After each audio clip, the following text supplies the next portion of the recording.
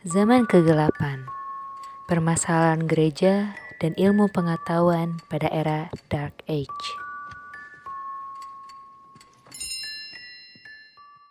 Abad pertengahan bermula dari runtuhnya Imperium Romawi, yaitu pada tahun 395 sampai jatuhnya Konstantinopel ke tangan Turki pada tahun 1453. Sebagian ilmuwan menyebutkan fase ini dengan zaman kegelapan. Hal ini karena banyaknya sisi negatif di berbagai bidang pada zaman ini. Pada abad pertengahan, Eropa dilanda zaman kelam atau Dark Age. Hal ini karena masyarakat Eropa menghadapi kemunduran intelektual. Zaman ini berlangsung selama 600 tahun dan bermula antara zaman kejatuhan kerajaan Romawi dan berakhir dengan kebangkitan intelektual pada abad ke-15. Pada abad pertengahan, wilayah agama dan dunia terpisah total satu dengan yang lain. Tidak ada peluang bagi ekspansi satu terhadap yang lain atau pembauran antara keduanya. Di masa ini, lahir pula agama Kristen dan ide-idenya mendominasi relung kehidupan masyarakat Eropa, termasuk para pemikirannya. Dan wajah peradaban barat pada pertengahan ini karenanya didominasi oleh filsafat Kristen. Filsuf Kristen atau abad pertengahan ini antara lain bertokohkan filsuf Plotinus, Augustinus, Anselmus, Robert Grosseteste, Roger Bacon, Albert Agung, Thomas Aquinas, dan sebagainya, yang semuanya sepakat mengedepankan iman dogmatis yang tidak boleh dibantahi, Kristiani. Dan telahnya pun bersifat religius dogmatis akibat pengaruh hebat dan dominan agama Kristen yang didominasi oknum-oknum gerejawan dan monarki baratnya dengan segala ragam tafsir dogmatisnya.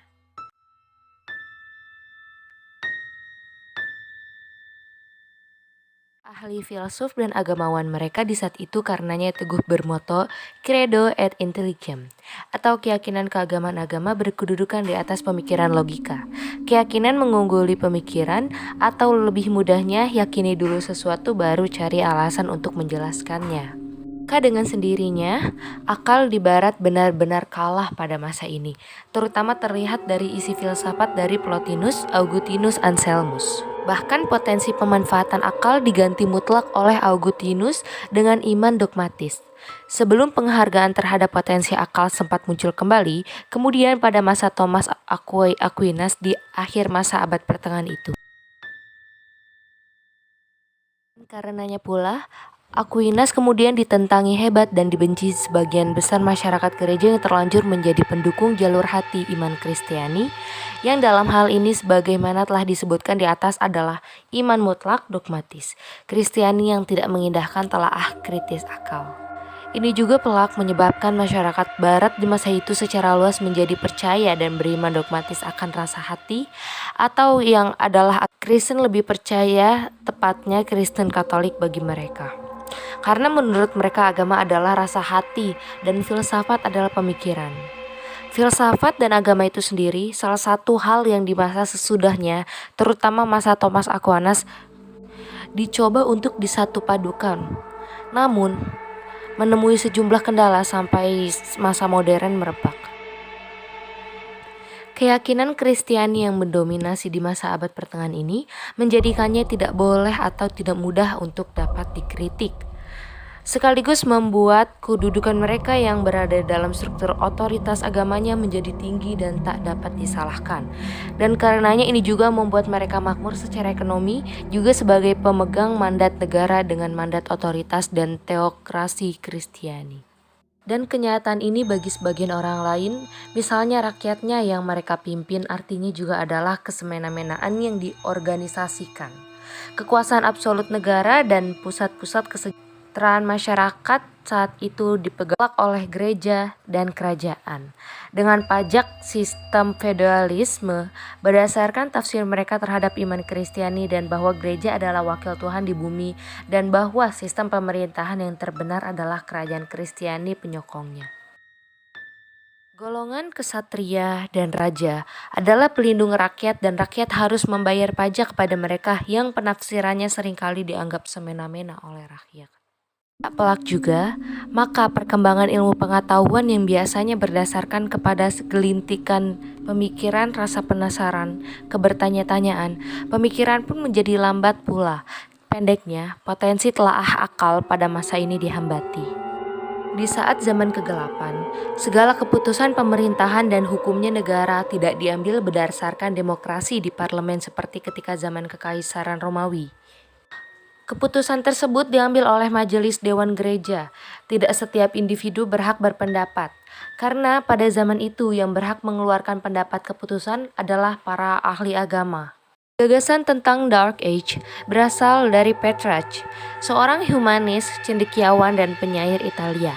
Pada tahun 1330-an, dia menulis tentang orang-orang yang hidup sebelum dia. Ia berkata, di tengah kesalahan, bersinar seorang jenius. Mata mereka melihat dengan tajam meskipun mereka dikelilingi oleh kegelapan yang sangat pekat. Para penulis yang beragama Kristen, termasuk Petrarch sendiri, telah lama menggunakan kiasan terang melawan gelap untuk menggambarkan kebaikan melawan kejahatan. Petrarch adalah orang pertama yang menggunakan kiasan dan memberikan makna sekuler dengan membalikan penerapannya. Menurut Adian Hussaini, di zaman hegemoni kekuasaan gereja inilah lahir sebuah institusi gereja yang sangat terkenal kejahatan dan kekejamannya, yang dikenal sebagai Inkuisisi. Ada sebagian tokoh gereja yang berusaha melakukan pembelaan dalam soal inkuisisi ini. Peter de Rosa dalam berikutnya mencatat, sikap itu hanya menambah kemunafikan terhadap kejahatan. Yang sangat mengherankan dalam soal ini adalah penggunaan cara siksaan dan pembakaran terhadap korban. Dan itu bukan dilakukan oleh musuh-musuh gereja, tapi dilakukan sendiri oleh orang-orang tersuci yang bertindak atas perintah wakil Kristus.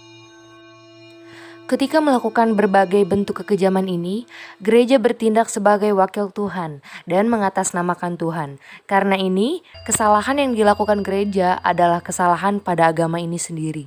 Ini berbeda dengan Islam yang tidak mengenal institusi kekuasaan agama atau teokrasi, sebagaimana yang terjadi pada sejarah Kristen.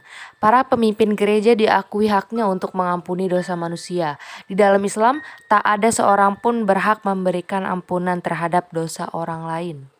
Diperkirakan antara 1481 hingga 1801, Mahkamah Inkuisisi telah menghukum 340.000 orang.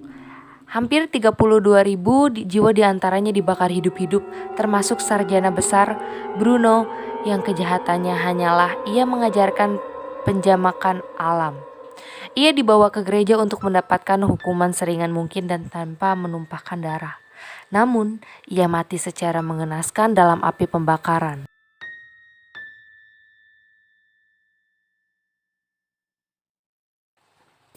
Pada kesimpulannya dapat kita lihat bagaimana gereja mendominasi politik dan pemerintahan ketika zaman Romawi berkuasa.